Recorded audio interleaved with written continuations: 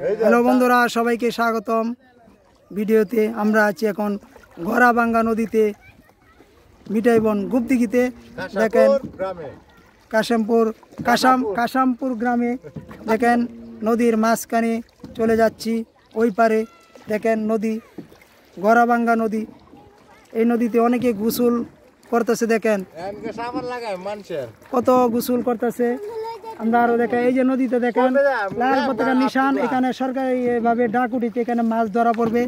কত সুন্দর জায়গা দেখেন, এখানে নাম না জানো অনেক মাছ এখানে ধরা পড়বে।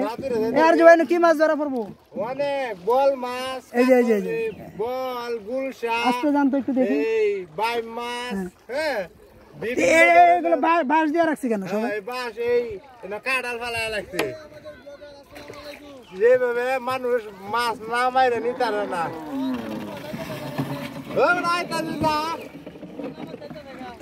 ভাই এই জায়গায়, হ্যাঁ, কারণ জাল দিয়ে বেট দিয়ে অনেক মাছ পাওয়া যায়। দেখেন অনেকে গোসল পারতেছে।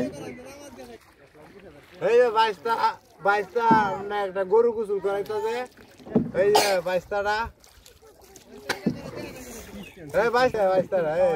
বাইশটাও ভিডিও মানে ভিডিও করে। ভাই কেমন আছে?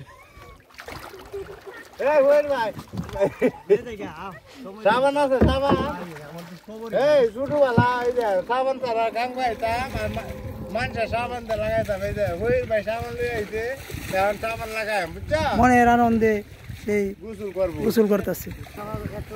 লাইফ বয় সাবান দিয়ে সেই গোসল পাড়া নদীর মধ্যে, নদীর কাছে লাইফ বয় সাবান।